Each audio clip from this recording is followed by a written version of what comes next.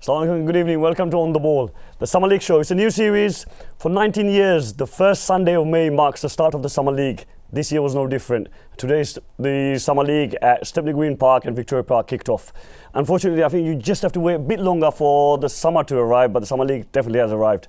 In the studio, the chairman, Aras Mia, Assalamu alaikum, Aras Bhai. Salam, man. And the general secretary of PYO, Mahbub Hussain. Assalamu alaikum, Mahbub. Aras Bhai, starting with you, the Summer League 19th year.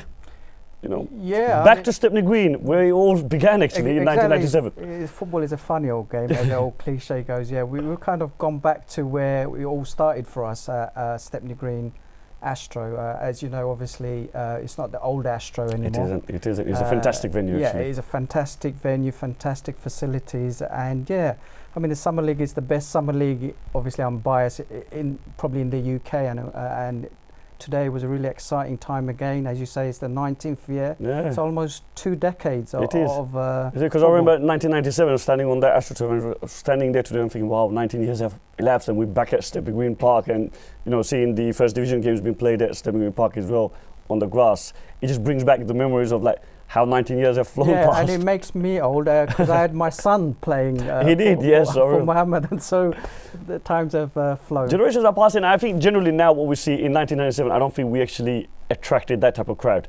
It's just the teams with a little group of players just coming along. But now generally you see you have over 900 players registered. You have volunteers, coaches, you have 1,000 members just associated with the Summer League itself. Then you have the general public turning up as well. So generally over 19 years, we've done quite well to actually attract them. Let's not be modest. Let's No, it is one of the success story, and Summer League is an institution in itself. I mean, you saw it how today it worked like clockwork. All the teams arrived. I don't have to be as a chair B. They're checking on people. Everyone knows their time. The referees are on time. And the AstroTurf today, the facility was fantastic. That's right. Yeah. I mean, we even have security guards making sure that people wear the right footwear. It was kind of strange actually to have security guards, just making sure teams are going in and out. So I think it takes away the volunteers, the pressure and everything away from them. Because I saw, obviously, you're the chairman, and for the viewers that don't know actually, Aras Mia is the chairman. He was a former player of the Summer League as well. Yeah. As I said, it brought a lot of memories, especially the surface, Mahbub, because every time I used to play, obviously, I used to graze my knees. But now I wish I was younger because, as I said, the surface is fantastic. And as I said, we've come a hell of a long way, from those humble beginnings. I mean, I think today was a professional event. It is. I mean, you had 3 officials. The facilities were fantastic, and as I said, had it been any other thing, it would be recognised as a professional league. I mean, talking about professional leagues, you have, especially the Premier Division, most of the players are actually semi-professional players. They're playing for semi-professional teams. You have professional players playing there as well. You've had players that have actually moved on to professional football as well. So it does attract the best of best, and I see on the registration document, Anwaruddin signed up to play for Shadwell as well in the first division. So really, yeah, that's news to me. Well, it's on the registration on the BFA website. Where did you get that? It's on your website. Shadwell have confirmed the signing of Anwaruddin for their team. So you got Anwaruddin playing there. You got Shahid Ahmed, who's a professional player. You got Jamal Rahman. You got Dominic, who's a running professional player. You have professional players playing the Summer League. So although the league itself is an amateur league, but the players, especially the standard of the Premier Division, is going up every year. Yeah, I mean, if we Dan Ishitu used to play for Breda FC, he's moved on to play for the national team. And as I said, all the credit I've said in the past goes to every single player, manager over the last 2 decades, because it's everybody's league. It's our community league, and everybody kind of contributes to the success. So there's so many people and characters over the years I can name who have really contributed, and as alhamdulillah, we've come to a stage where we as a community can be proud. Look, we as a community putting on a fantastic event.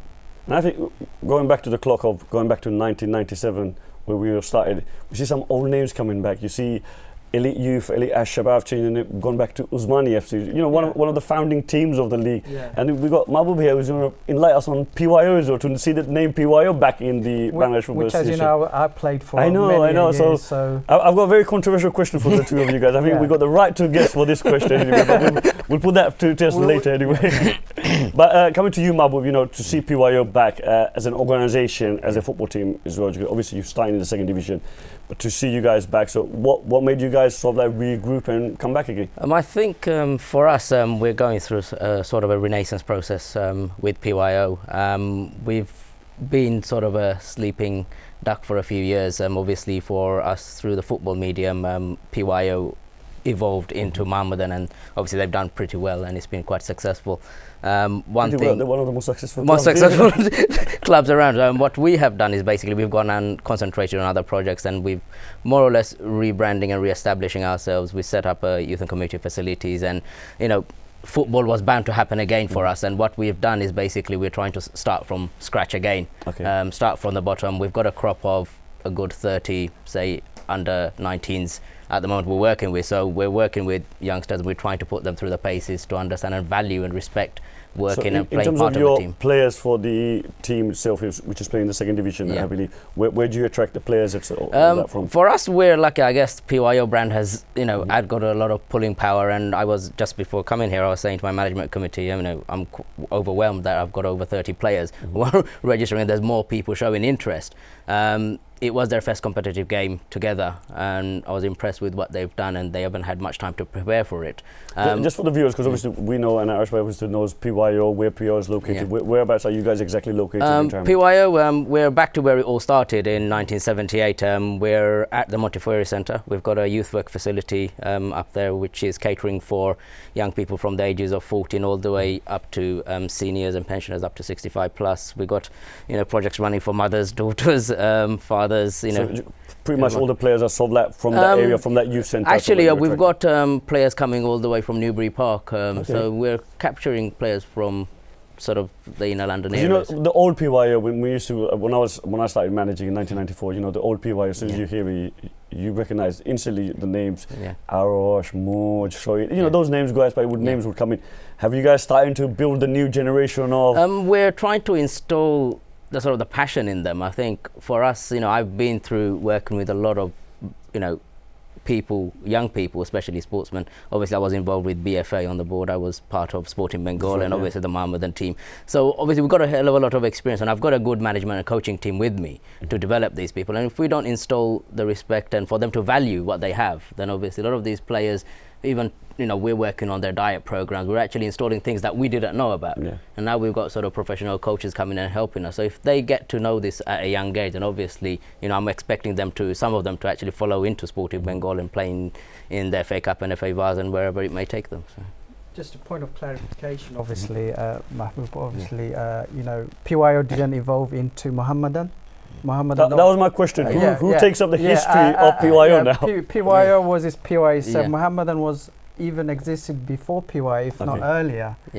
So I think there's a point of clarification that PYO did not. A lot of the members actually want that clarification. Because what happened was a lot of people who played, a group of players who played for PYO came and kind of changed, came on board to play for Mohammedan Sporting Club. So there wasn't an involvement of organisation, it's just a group of players, including myself. Because unfortunately, we at that time, maybe a controversial comment, we felt that PYO was not interested in football. I don't know, for whatever reason. PYO in itself, the youth organisation, they wanted to my recollection, wanted to concentrate on youth, etc. So we felt a bit neglected. So we had no funds, etc. So where do we go? Then, thankfully, Arash Ali Bey, who is, you know, been in our community for a long time, he said, guys, look, you know, I'll, you know, look after you. Why don't you come and play for Mohammedan? And as I say, rest is history.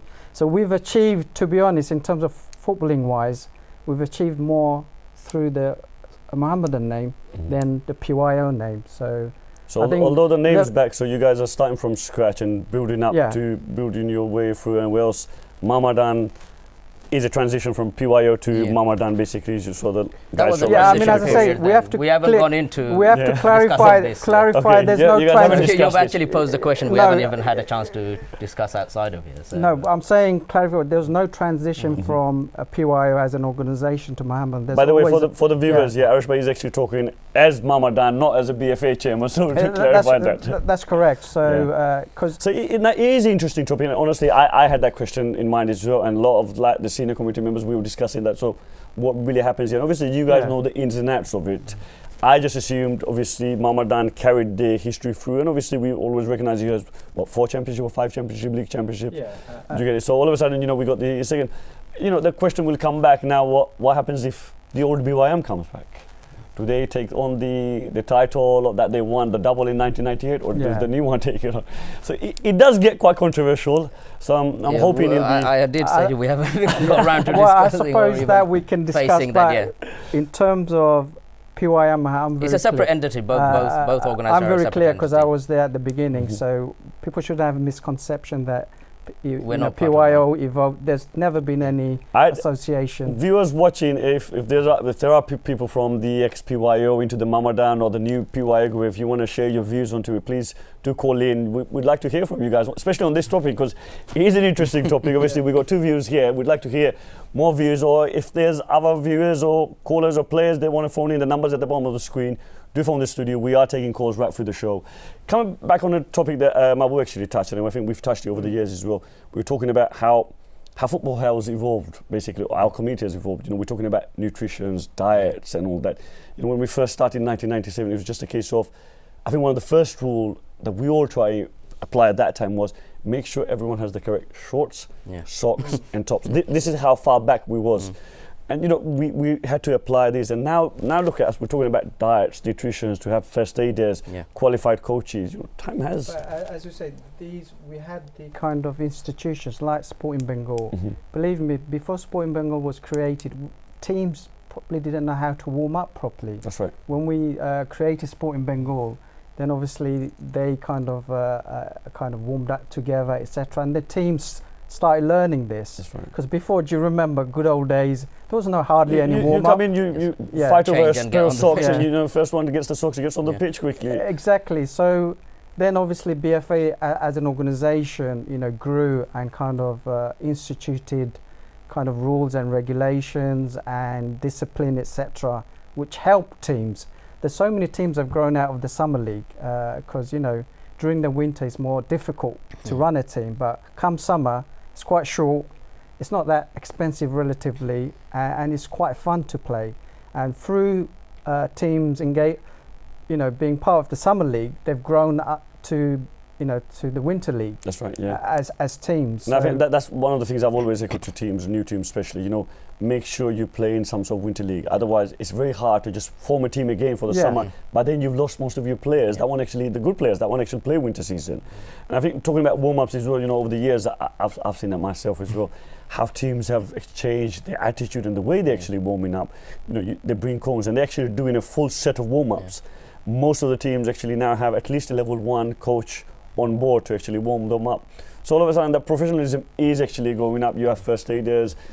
Kit is no longer an issue, and I don't think BFA even looks at that rule nowadays. It was one of the hardest rules to as I say, apply at that time. Some of us we take it for granted, like just turning up on time. Yeah. Do you remember the old days where we used to? The committee members had to go to teams. You're on next. Make sure you're on the pitch. These days I see. You're the chairman, and your committee members. Everyone just sitting there enjoying yourself because everything will just flow itself. You don't really need to harass teams. Because everyone knows there's rules to go. Because everyone is more professional now. From every team, the manager, the players, they know when to come, when to play. It's on the internet, social media. We've got a TV show, so there's no reason to say, hold on, I don't know when my game is. Yeah, that's one of the things that question has been asked to me a lot of the time. We haven't seen Asian or Bangladeshi football at the Premier League, so we haven't really developed. What have we really done? Then I tell them, look, you really got to look at the grassroots, the work that we've done. And this is a prime example of the transition that the community has made over the 19 years. We've progressed. We may not have reached that height of expectations yet of Premiership, but we've progressed. Look at us now, the number of teams, the way the teams are run. And the way a club and organisation is run, like you've just touched on nutrition, diets, and all that. You know, even that, you know, it's not easy applying. With the number of PFCs at Mile End Road. So we should be proud as a community and should blow our trumpet. We're quite reserved that, you know, look at the Summer League. There's none like it in the UK in terms of professionalism, excitement, and the quality. That's right. Especially of the Premier League. And we as a community, all right, maybe we don't have a Premiership player yet, but like you say, the grassroots work has been done for the 20 years, and with our academy, Sporting Bengal Academy, going forward and being successful, and the Summer League getting stronger, I think the ingredients are there now. I could feel it, you know, almost we're... Because I say this to everyone that keeps popping that question to me, you know, to see a Premiership play. We'd all like to see it, but doesn't mean to say just because we're not seeing it, we're not progressing. We are progressing. For 19 years, you know, we've got players from the academy that's actually signed up with professional clubs, professional academy. You know, players are actually filtering through. It's a progression. We have a semi-professional team. You know, years before, we couldn't even get into a stadium to play. We couldn't get a pitch at Hamlets. Now we have a team that plays semi-professional football. We have FA Cup, FA Vars Cup. Our semi-professional reached the League Cup final of a senior league. You know, we are progressing. Yeah, I know keep going about the academy. Now, with the academy we run, professional clubs are coming to us, FA are coming to us saying, hold on, this is brilliant. So there's a lot of things we could pat our back. And as I say, it's not just me, Surah ex-chairman, or whoever, yourself, the whole community plays a part. And as I say, I've got a feeling now we just round the corner. And I don't think it's important. I'm just going to interrupt. I think we got a caller. Let's just take this caller. And I think we're 2 minutes before we go on a break. Yes, if you can put the call through. Hello, caller. Hello. Hello. Have we lost them? Hello, caller. Walaikum salam. I've got a question for Mr. Mahbub Hussain. Okay. What's your question, brother? I just want to ask about player development and in the PYO team. Good question. Mahbub, player development for the PYO team. How are you guys going about developing players, coaches in place, training sessions? At the moment, what we're doing, we're going through a player profiling system. So obviously we're looking at their strengths and weaknesses. Obviously we're not going to do it overnight. You know, even I'm not asking for miracles for this season. We haven't still worked out what our strongest team is, although everyone believes they're great at their own positions, but you know, there's 30 players fighting over 11 starting lineup. So what we're doing is obviously we've got various drills we're implementing. We're also using professional club sort of tactics and training programs in our training. We have been doing it for many years. So you know, we've got people like Junaid at Marmadan who runs our coaching. We've got Litton who comes and helps me from West Ham Academy. So we've got quite a few people amongst them. Plus obviously in our community we've got level 1, level 2 qualified coaches. Fantastic. We're going to go on a short break. When we come back from the break, we're going to watch the highlights of Pondazend, the 2013 champion, against the current holders, Marmadan, which actually took place today. I think it was a 1:20 kickoff. Yeah. Fantastic game. Come back straight after this break to watch highlights of that game.